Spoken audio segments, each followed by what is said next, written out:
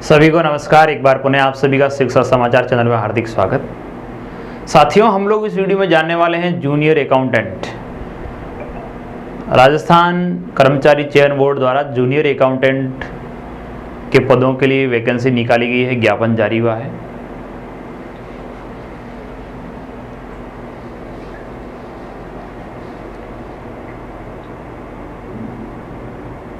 सभी साथियों को नमस्कार। एक बार पुनः आप सभी का स्वागत। साथियों, हम लोग इस वीडियो में जानने वाले हैं जूनियर अकाउंटेंट।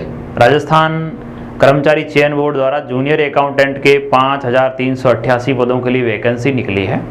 वो वैकेंसी क्या है, उनकी पोस्टिंग कहाँ होगी, उसका सिलेबस क्या रहेगा, चयन प्रक्रिया क्या रहेगी, उसमें पद कितने हैं और उसकी फीस क्या रहेगी, एग्ज़ाम सिलेक्शन प्रोसेस क्या रहेगा, एग्ज़ाम का पैटर्न क्या रहेगा, सिलेबस क्या रहेगा, सारी चीज़ें हम लोग इस वीडियो में डिस्कस करेंगे। तो आपसे निवेदन है, वीडियो पूरा अवश्य देखिएगा। चलिए साथियों, सीधा बिना किसी भूमिका के वीडियो प्रारंभ करते हैं।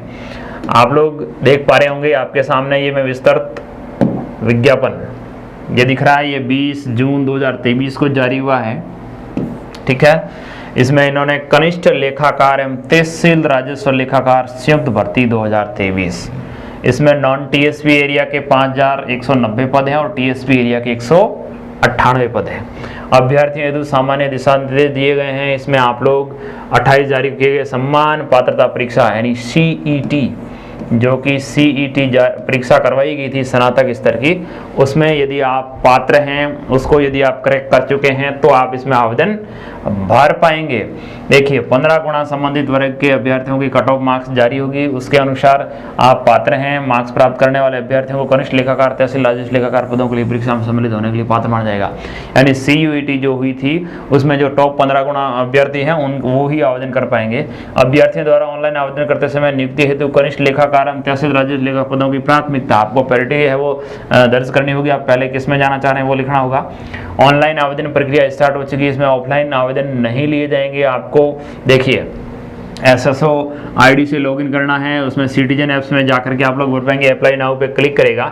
यदि अभ्यर्थी ने ओटीआर वन टाइम रजिस्ट्रेशन कर रखा है और शुल्क जमा नहीं किया है तो अभ्यर्थी को सर्वप्रथम ओटीआर टैब पर अपनी कैटेगरी, दिव्यांगता की स्थिति, गृह राज्य का विवरण दर्ज करके शुल्क का भुगतान करना होगा। ऑनलाइन आवेदन के अभ्यर्थी ओटीआर रजिस्ट्रेशन के समय भरी गई कैटेगरी, दिव्यांगता की स्थिति, गृह राज्य के अनुरूप ही ऑप्शन ही भरेंगे होंगे।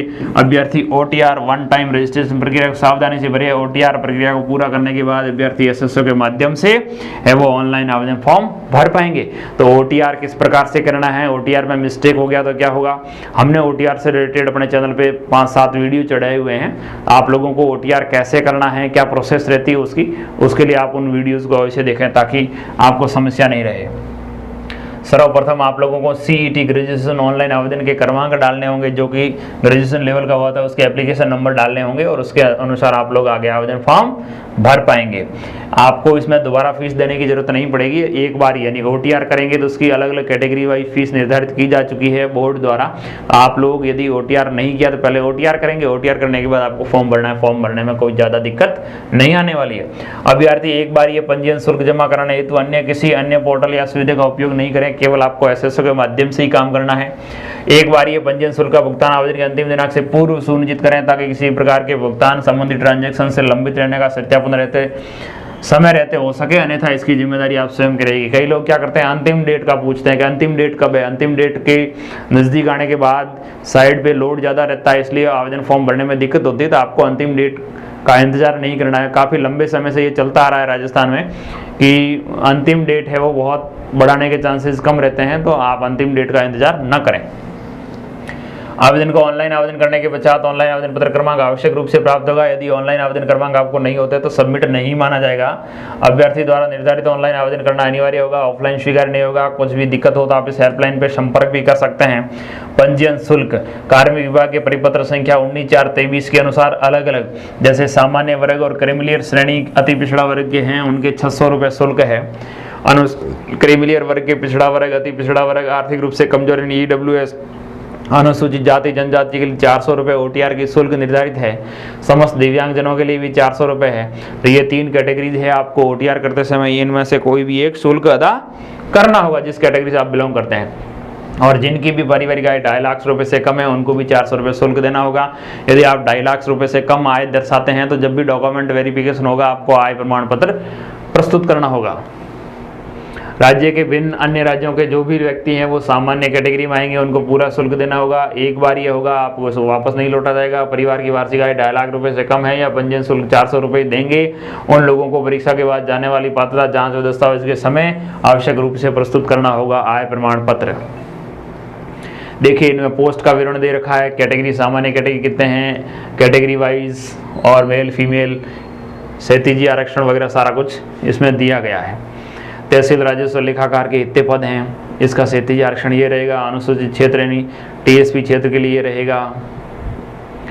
विशेष सूचना अनुसूचित जाति जनजाति कमजोर वर्ग के अभ्यर्थियों को नियमानुसार आरक्षण का लाभ देगा, ये आपको मालूम ही है। ठीक है, इसमें हम लोग आगे बढ़े हैं तो देखिए राजस्थान की मूल निवासी होना जरूरी है यदि आप महिला अभ्यर्थी हैं और फीस में या आरक्षण का लाभ लेना चाह रहे हैं तो, अन्यथा आप लोग लाभ नहीं ले पाएंगे। भूतपूर्व सैनिकों के लिए भी आरक्षण की व्यवस्थाएं हैं। उत्कर्ष खिलाड़ी अंतर्राष्ट्रीय लेवल या कहाँ खेलें आपको उसमें है वो बोनस अंक दे होगा यदि आप उत्कर्ष खिलाड़ी के तौर पे हैं तो। दिव्यांगजनों के लिए भी आपको सर्टिफिकेट देना होगा। ये टीएसपी केवल राजस्थान के लोगों के लिए है। पात्रता एवं शैक्षणिक योग्यता, अब हम लोग इसकी शैक्षणिक योग्यता पे चर्चा कर लेते हैं। किसी भी मान्यता प्राप्त विधानमंडल के किसी अधिनियम द्वारा नियमित विश्वविद्यालय से किसी की या सांसद के अधिनियम द्वारा स्थापित या विश्वविद्यालय अनुदान आयोग द्वारा अधिनियम 1956 की धारा 3 के अधीन विश्वविद्यालय के रूप में समझी जाने वाली घोषित अन्य शैक्षणिक संस्था की कोई डिग्री धारित किया हो, यानी आपने कम से कम स्नातक क्या कर रखा हो, स्नातक। आप यदि स्नातक उत्तीर्ण हैं तो आप है वो इसमें आवेदन फॉर्म भर सकते हैं। इसके साथ ही आप लोगों को कंप्यूटर कोर्स किया हुआ होना भी जरूरी है, यानी राजस्थान के अंदर यदि आपने RSCIT कर रखा है तो भी आप लोग इसमें आवेदन फॉर्म भर सकें। स्नातक हैं और RSCIT कोर्स कर रखा है, आप लोग आवेदन कर सकते हैं। इसमें मुख्य परीक्षा में उपस्थित होने से पहले जहाँ लिखित परीक्षा और साक्षात्कार के 2 चरणों के माध्यम से चयन किया जाता है। ठीक है, साक्षात्कार में उपस्थित होने से पहले जहाँ लिखित परीक्षा, ये आपको इसका ये इसलिए लिखा है कि आप यदि अंतिम वर्ष में अध्ययनरत हैं तो आपको परीक्षा की तिथि से जो लिखित एग्जाम की डेट आएगी उस डेट से पहले आपकी शैक्षणिक योग्यता पूर्ण हो जानी चाहिए तो आप इसमें, और जिस भी भर्ती परीक्षा में इंटरव्यू होता है उसमें इंटरव्यू से पहले आपकी शैक्षणिक योग्यता कंप्लीट हो जानी चाहिए। अन्य योग्यताएं स्वास्थ्य चरित्र आपका ठीक होना चाहिए, आप भारत के नागरिक होना चाहिए, राष्ट्रीयता वगैरह है। आयु, आवेदक की आयु 21 वर्ष की प्राप्त की जानी चाहिए, यानी मिनिमम एज लिमिट हो गई 21 साल और मैक्सिमम हो गई 40 साल। इसमें भर्ती है वो 2020 के बाद नहीं निकली है, इसलिए 31/12/2020 के अनुसार ही इतनी आपकी यदि उम्र है 21 साल और अधिकतम 40 साल तो आपको 4 साल की, यानी अभी आपकी यदि 44 साल उम्र हो रखी है तो भी आप इसमें आवेदन कर पाएंगे। इसमें श्रेणी वाइज छूट भी है एज की, ये एज की छूट का दे रखा है। इसमें वेतनमान L10 रहेगा, L10 के अनुसार आपको पेमेंट मिलने वाला है। यदि आप विवाहित हैं तो विवाह पंजीयन प्रमाण पत्र आपके पास होना कंपलसरी है। आवेदन पंजीयन शुल्क जमा कराने की भरने की अवधि, इसमें आवेदन फॉर्म 27 जून से लेकर के 26 जुलाई, यानी 27 जून से फॉर्म स्टार्ट हो चुके हैं और 26 जुलाई इसमें आवेदन फॉर्म भरने की अंतिम तिथि है। परीक्षा का आयोजन लेखाकार पदों हेतु बोर्ड द्वारा संभावित 17 सितंबर यानी 17/9 कब होने वाली है साथियों परीक्षा? 17 सितंबर 2023 को इसका लिखित एग्जाम होगा। ठीक है, उसके बाद प्रवेश पत्र आपको वेबसाइट पे मिल जाएंगे। अनापत्ति प्रमाण पत्र, यदि आप किसी भी विभाग में या कर्मचारी हैं तो आपको विभाग से पहले अनापत्ति ले लेनी चाहिए आवेदन फॉर्म भरते समय। नियुक्ति अयोग्यताएं दे रखी, इनमें कौन कौन अयोग्य रह गया। अभ्यर्थियों के प्रमाण पत्रों के संबंध में ये एक थोड़ा स्पेशल है, आप लोगों को ध्यान देने योग्य बात है कि राजस्थान में काफ़ी लंबे समय से जब भी विज्ञप्तियाँ निकलती हैं उनमें स्पष्ट लिखा होता है। अब जब भी रीट के डॉक्यूमेंट चेक हो रहे हैं तब लोग आपाधापी करते हैं कि मेरे पास तो वो डॉक्यूमेंट नहीं है, मेरे पास वो नहीं है। तो आप लोग जिस भी भर्ती में अप्लाई कर रहे हैं उस भर्ती की अंतिम तिथि यानी इसकी अंतिम तिथि क्या है 26 जुलाई। तो 26 जुलाई से पूर्व आपको जाति प्रमाण पत्र, मूल निवास, आपकी शैक्षणिक शैक्षणिक योग्यता वगैरह जितने भी डॉक्यूमेंट्स होते हैं, यानी यदि आपका सिलेक्शन हो जाए तो आपको डॉक्यूमेंट चेक करवाने हो तो आज की डेट में आपके पास वो सारे डॉक्यूमेंट्स हो जाने चाहिए। यानी विज्ञप्ति के अनुसार जो लास्ट डेट है उस लास्ट डेट तक आपके पास सारे डॉक्यूमेंट्स कंप्लीट हो जाने चाहिए। देखिए इसमें इन्होंने स्पष्ट लिखा है, आरक्षित पदों का लाभ तभी दे होगा जब उनके मूल दस्तावेजों की जांच उपरांत अभ्यर्थी नियमानुसार नियुक्ति के पात्र हों। अभ्यर्थियों को राजस्थान राज्य के सक्षम अधिकारी द्वारा जारी मूल निवास एवं जाति प्रमाण प्रस्तुत करना होगा। कार्मिक विभाग की अधिसूचना 20 जनवरी 2022 के अनुसार आवेदक को वर्ग विशेष, अनुसूचित जाति, जनजाति, अन्य पिछड़ा वर्ग, विशेष पिछड़ा वर्ग, अति पिछड़ा वर्ग, आर्थिक रूप से कमजोर वर्ग का लाभ तभी दे होगा जब आवेदक का उक्त प्रमाण पत्र इस भर्ती के लिए आवेदन करने की अंतिम तिथि तक या इससे पूर्व का सक्षम पदाधिकारी से जारी किया गया हो। यानी हम लोग क्या करते हैं, जब डॉक्यूमेंट चेक करवाना होते हैं तब नया बनाने के लिए दौड़ते हैं, जबकि ये लोग कौन सा मांगते हैं, भर्ती की अंतिम तिथि से पहले जारी हुआ हो वो मांगते हैं। अभ्यर्थी को उनके वर्ग के आरक्षण का लाभ प्रमाण पत्र जारी होने की दिनांक से दे होता है। यानी यदि आप डॉक्यूमेंट चेक करवाने के समय जारी करेंगे, जिस समय जारी हो उसके बाद से लाभ मिलेगा, पहले से लाभ नहीं मिलने वाला है। और अभ्यर्थी के पास सक्षम पदाधिकारी जारी प्रमाण पत्र आवेदन भरने की अंतिम तिथि से पूर्व का होना आवश्यक है। अतः भर्ती हेतु अभ्यर्थी को श्रेणी के संबंध में उसकी पात्रता का मूल्यांकन आवेदन की अंतिम तिथि तक जारी प्रमाण पत्र के आधार पर ही किया जाएगा। यानी अंतिम डेट से पहले आपको यदि जाति मूल आपके पुराने हैं, आपने जाति प्रमाण पत्र जिनकी कैटेगरी SC ST है उनको तो लाइफ टाइम वो वैलिड होता है, उसकी कोई वैलिडिटी का वाला इश्यू नहीं है।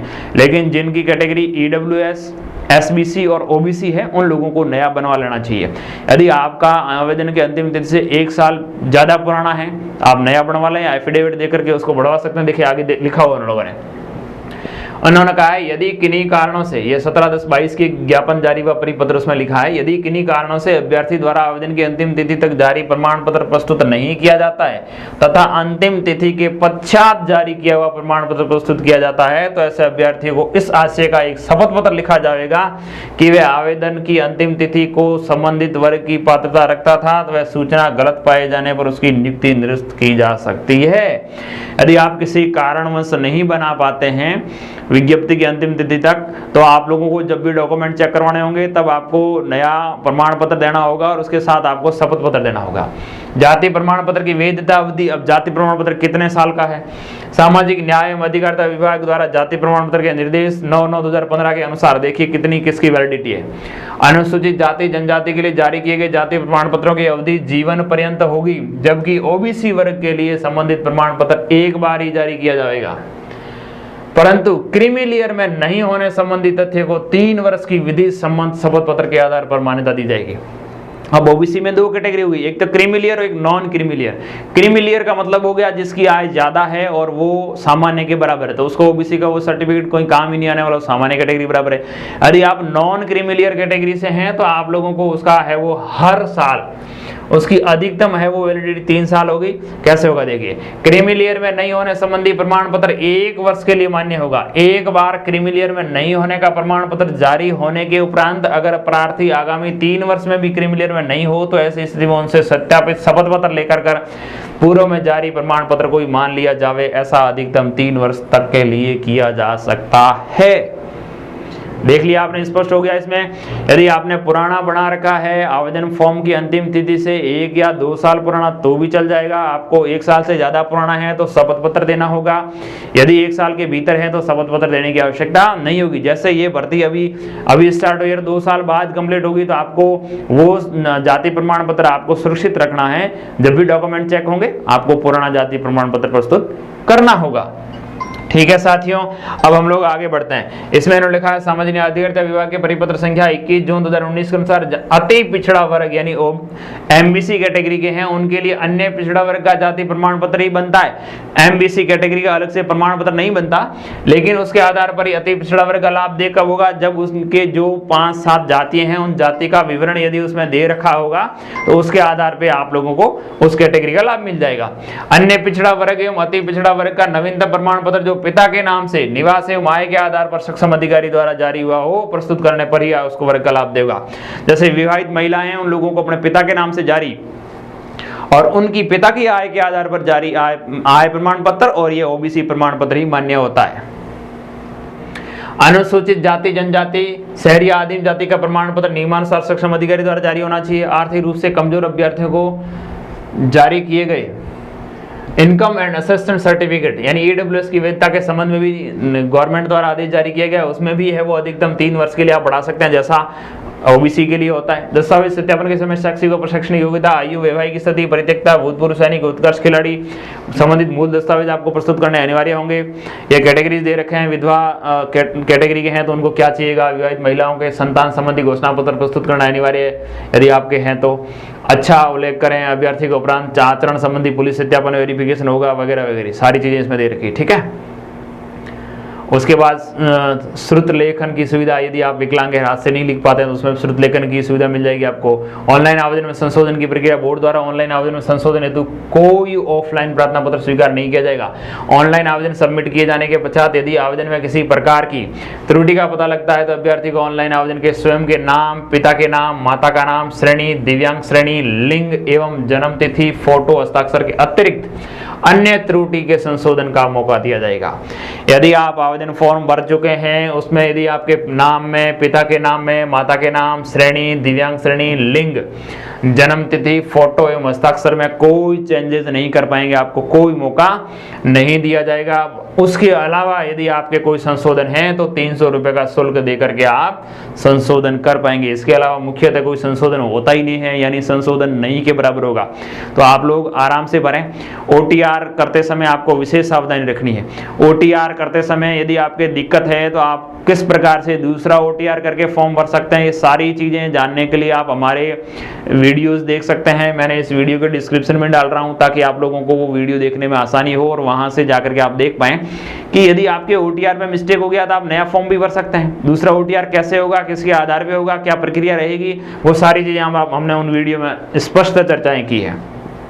यदि अभ्यर्थी को ऑनलाइन आवेदन त्रुटि रह जाती है तो वह किसी कारणवश आवेदन करने के अंतिम दिनांक के 7 दिवस के भीतर अपने ऑनलाइन आवेदन में संशोधन नहीं कर पाता है तो उसके अपने ऑनलाइन आवेदन में संशोधन करने का एक और अंतिम अवसर परीक्षा आयोजन के पश्चात ऑनलाइन त्रुटि में दिया जाएगा। यानी आवेदन फॉर्म के अंतिम तिथि के बाद 7 दिनों के अंदर आप संशोधन कर लें। यदि नहीं कर पाते हैं, वहां मिस्टेक कर जाते हैं, भूल जाते हैं, तो परीक्षा के तुरंत बाद आप लोग वेबसाइट को देखें, वहां एक बार संशोधन का और मौका दिया जाएगा। आवेदन में गलत सूचना प्रस्तुत करने या रोकथाम के लिए अधिनियम 2022 बना हुआ, उसके अनुसार आपको सजाएं हो सकती है। लेखाकार पदों के भर्ती हेतु स्कीम पाठ्यक्रम, अब हम लोग इसके पाठ्यक्रम पे चर्चा कर लेते हैं। चलिए साथियों, अब हम लोग जानते हैं इसका पैटर्न क्या रहेगा, एग्जाम पैटर्न क्या रहेगा, इसका सिलेबस क्या रहेगा जूनियर अकाउंटेंट वैकेंसी का। देखिए इसमें आप लोगों को देखिए यहाँ स्पष्ट लिखा है कनिष्ठ लेखाकार एवं तहसील राजस्व लेखाकार के पदों की सीधी भर्ती हेतु स्कीम है वो भाग फर्स्ट और भाग सेकंड, 2 पार्ट्स होने वाले हैं।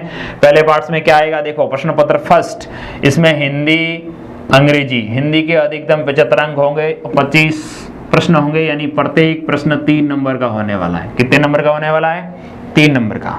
दूसरा भाग इंग्लिश का हो गया, इसमें भी 25 प्रश्न आने वाले हैं। तीसरा भाग सामान्य ज्ञान राजस्थान के रिलेटेड राजस्थान जीके का रहेगा, उसमें 25 प्रश्न आने वाले हैं। सामान्य विज्ञान है, नॉर्मल साइंस आएगी, उसमें के भी 25 प्रश्न आने वाले हैं। मैथ के भी 25 प्रश्न आने वाले हैं। कंप्यूटर के मूल सिद्धांत, कंप्यूटर से रिलेटेड 25, टोटल 150 क्वेश्चन आएंगे पहले भाग में, और उसको कितने टाइम में आपको कंप्लीट करना होगा, 2.5 घंटे। यानी आपको कितनी मिनटें मिलने वाली है, 150 मिनट, और प्रश्न भी कितने आने वाले हैं, 150। तो पहले पार्ट्स में प्रत्येक प्रश्न के लिए 1 मिनट आपके मिलेगी। उसके बाद अगला पार्ट है वो भाग सेकंड। भाग सेकंड क्या होगा, गणित एवं कंप्यूटर के मूल सिद्धांत को छोड़कर जो सेकंड स्तर के होंगे प्रश्न, इसका जो सीनियर सेकंड स्तर का रहने वाला स्तर, अभी पहले पार्ट्स का अपने चर्चा किया उसका। अब सेकंड पार्ट्स देखिए, बही खाता, बुक कीपिंग एवं लेखा कर्म, इसके 25 प्रश्न आएंगे। व्यवसाय पद्धति, इसके भी 25 प्रश्न आने वाले हैं। लेखा परीक्षा, इसके भी 25 प्रश्न आने वाले हैं। भारतीय अर्थशास्त्र, इसके भी 25 प्रश्न आने वाले हैं। ये देखिए, ये राजस्थान शैक्षिक निवारण खंड सिंह अध्याय 2, 3, 4, इसमें राजस्थान सिविल सर्विसेज के जो रूल्स हैं 1981, उसके भी 25 प्रश्न आएंगे। और ये भी राजस्थान सेवा नियम जो भी है, नियमावली, उसके अनुसार ये अध्याय हैं, उनमें से भी 25 प्रश्न आएंगे। यानी इसमें भी टोटल 150 प्रश्न आने वाले हैं। 2.5 घंटे टाइम रहेगा, यानी 150 मिनट में आपको 150 प्रश्न करने हैं। इसमें क्रम संख्या 5 और 6 को लिखित विषयों को छोड़कर प्रश्न पत्र स्नातक स्तर का होगा। यानी ये जो ऊपर वाले 4 भाग हैं, इसमें लेवल है वो एग्जाम का स्नातक लेवल का रहने वाला है। अब देखिए इसका विस्तृत हम लोग जानते हैं हिंदी में क्या क्या आने वाला है, इसका विस्तृत सिलेबस क्या रहेगा। हिंदी में आप लोगों को देखिए किस किस की चर्चा करनी है, तैयारी करोगे आप संधि और संधि विषेद, ससामासिक पदों की संरचना एवं समास विग्रह, उपसर्ग प्रत्यय पर्यायवाची शब्द, ये हिंदी में जो भी आपको आने वाला है ये आएगा। आप लोग इसको ध्यान से देख लें, विज्ञप्ति में वीडियो को डिस्क्रिप्शन में डाल रहा हूँ, वहाँ से आप डाउनलोड करके भी इसको देख सकते हैं। इंग्लिश में देखिए आपको tense, voice, active inactive, passive voice, narration, direct indirect, ये सारी चीज़ें, एंटोनिम्स साइनोनिम्स आप लोगों को ये देखना होगा। सामान्य ज्ञान, राजस्थान के संदर्भ में राजस्थान का इतिहास, स्वतंत्रता आंदोलन, जन जागरण, राजनीति एकीकरण, स्थापत्य कला, कलाएँ, राजनीति, राजस्थान साहित्य, महत्वपूर्ण पर्यटन स्थल, राजस्थान के प्रमुख व्यक्तित्व। सामान्य ज्ञान में देखिए भौतिक विज्ञान, प्रमुख भू भौतिक विज्ञान, राजस्थान के प्राकृतिक संसाधन, जलवायु, ये वगैरह, जनसंख्या। सामान्य ज्ञान राजस्थान के संदर्भ में रहेगा, इसमें राज्यपाल, मुख्यमंत्री, राजस्थान विधानसभा, उच्च न्यायालय वगैरह। सामान्य ज्ञान ये भी राजस्थान के संदर्भ में रहने वाला, अर्थव्यवस्था, इसमें बहुत सारा कुछ सिलेबस में बहुत लंबा चौड़ा दे रखा है, तो आप लोग इस विज्ञप्ति को देख लें। इसमें कंप्यूटर वाले में क्या आने वाला है, मैथमेटिक्स में ये आएगा, कंप्यूटर में introduction to computers, Windows, input output devices, memories वगैरह वगैरह। सेकंड प्रश्न पत्र रहेगा, उसमें बुक कीपिंग एंड अकाउंटेंसी, इसमें आप लोगों को अकाउंटिंग, इसका क्या होता है, मीनिंग, नेचर वगैरह, ये सारा कुछ देखना होगा। सेकंड पार्ट्स आपका बिजनेस मेथड्स है, इसमें कौन कौन से मेथड्स हैं दे रखे हैं, सारा कुछ। ऑडिटिंग दे रखी है। इंडियन इकोनॉमिक्स, इंडियन इकोनॉमी के बारे में आपको देखना होगा। Rajasthan civil services rule, GF&AR, आपको ये चैप्टर इतना देखना होगा। ठीक है साथियों, तो ये तो था अपना बड़ा विस्तृत विज्ञापन, उसके बारे में हम लोगों ने इसमें चर्चा की। तो इस वीडियो में हमने फुली जाना कि इससे आपको क्या सिलेबस रहेगा, किस प्रकार से चयन प्रक्रिया रहेगी, किस प्रकार से आपको ऑनलाइन आवेदन करना है, क्या क्या डॉक्यूमेंट्स पहले से रेडी रखने चाहिए, तो सारी चीज़ें हम लोग इस वीडियो में जान ली। अब मैं फाइनली रूप से आपको एक डिस्कस करना चाहूँगा, OTR से संबंधित काफ़ी लोगों को दिक्कत आती है, तो आप OTR करते समय व्यवस्थित जगह जाएँ, व्यवस्थित व्यक्ति से OTR करवाएं, जल्दबाजी ना करें। कई लोग फ़ोन में बैठे बैठे ऑटोमेटिकली कर लेते हैं, फिर बोलते हैं हमारा जन आधार तो उसमें लिंक है, ये हो गया वो हो गया। तो आप लोगों को इस फॉर्म को भरते समय विशेषतः OTR की सावधानी रखनी है, यानी OTR करते समय आप जल्दबाजी ना करें, बिना एक्सपीरियंस वाले व्यक्ति से OTR करवाने से बचें तो ठीक रहेगा। यदि बाई मिस्टेक आपका OTR हो भी गया और उसमें मिस्टेक रह गई है तो भी आपको घबराने की आवश्यकता नहीं है।